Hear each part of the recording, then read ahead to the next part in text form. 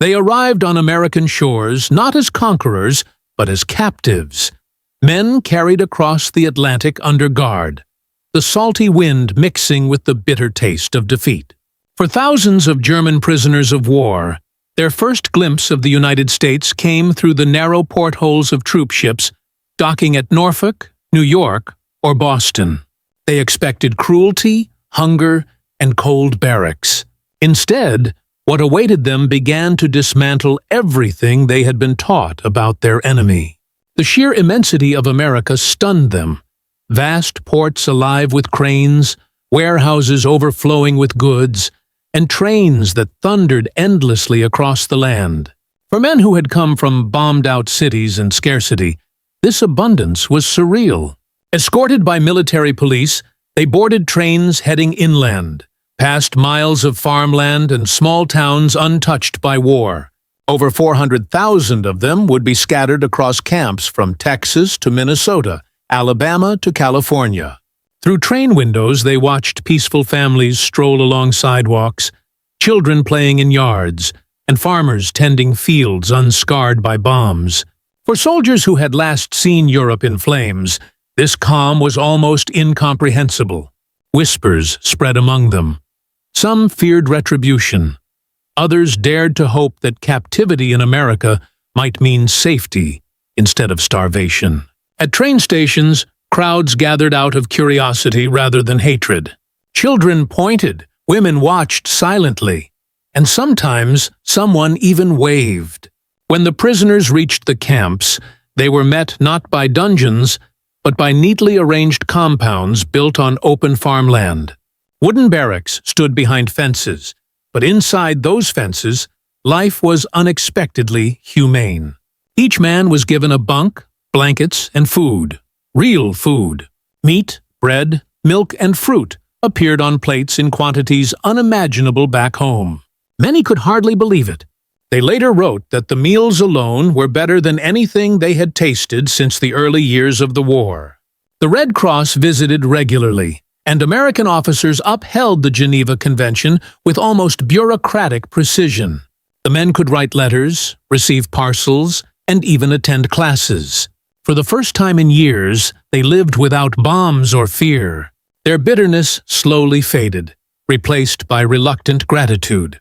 Daily life in the camps unfolded with military rhythm. At dawn, bugles called them to roll. Breakfasts of eggs and porridge were followed by work details or classes.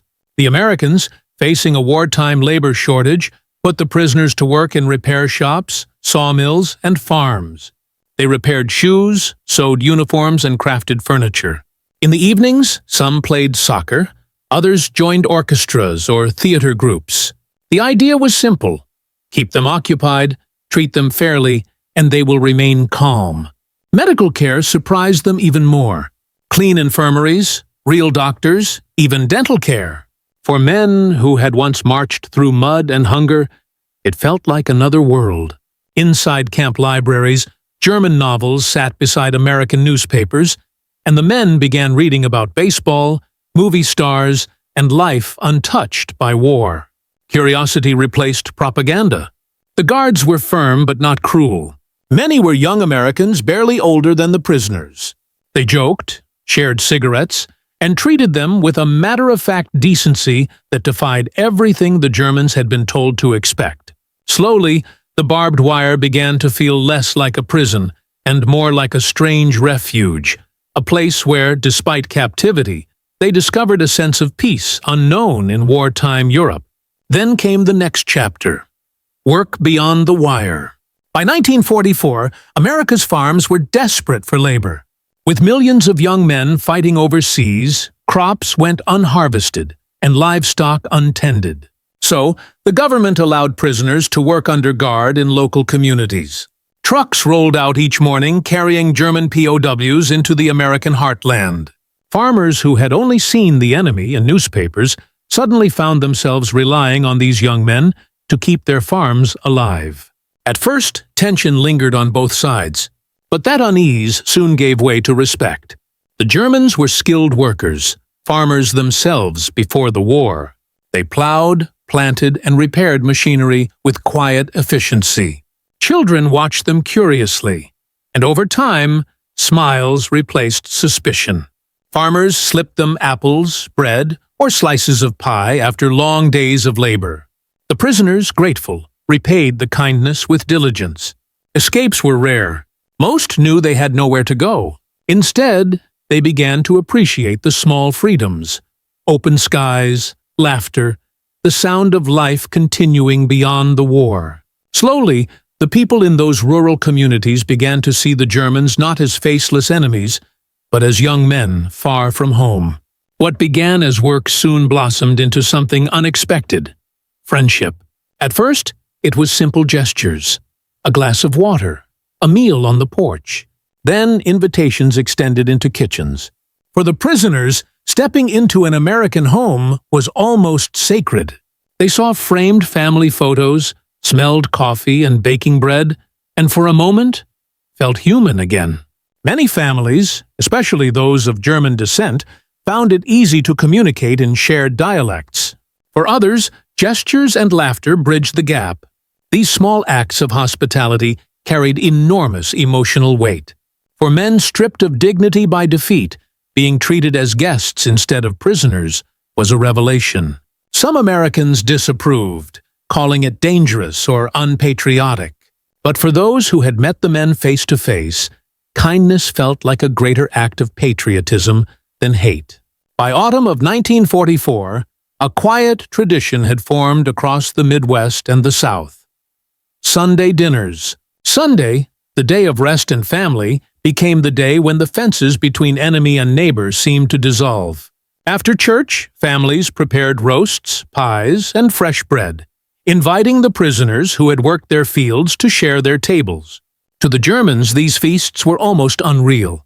They sat before plates overflowing with food, the sounds of children laughing, the smell of apple pie cooling on windowsills. They bowed their heads during grace, hearing prayers that included blessings for those far from home.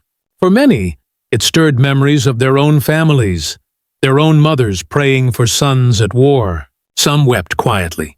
Those dinners became moments of profound humanity. The enemy was no longer an abstraction. Around those tables, Americans and Germans discovered they shared the same dreams: of peace, of family, of survival. Children asked questions, prisoners told stories, and laughter bridged what propaganda had divided. Some even exchanged recipes: Germans teaching rye bread baking, Americans introducing chili and sweet pies. They sang songs together, sometimes German folk tunes, sometimes American hymns. What began as an act of courtesy turned into a small but powerful lesson in understanding. When the war finally ended and repatriation began, the prisoners boarded ships again, this time homebound. They left with meager belongings, but hearts heavy with memory. To their wives and mothers, they told stories that sounded impossible: of kindness from strangers, of American homes filled with warmth, of Sundays spent as guests at the tables of those who had once been their enemies. In a broken Germany, these stories spread quietly, shaping how many viewed the world beyond the ruins.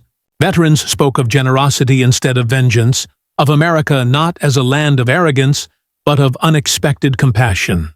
Decades later, many of those prisoners returned, not in uniform, but as visitors and friends.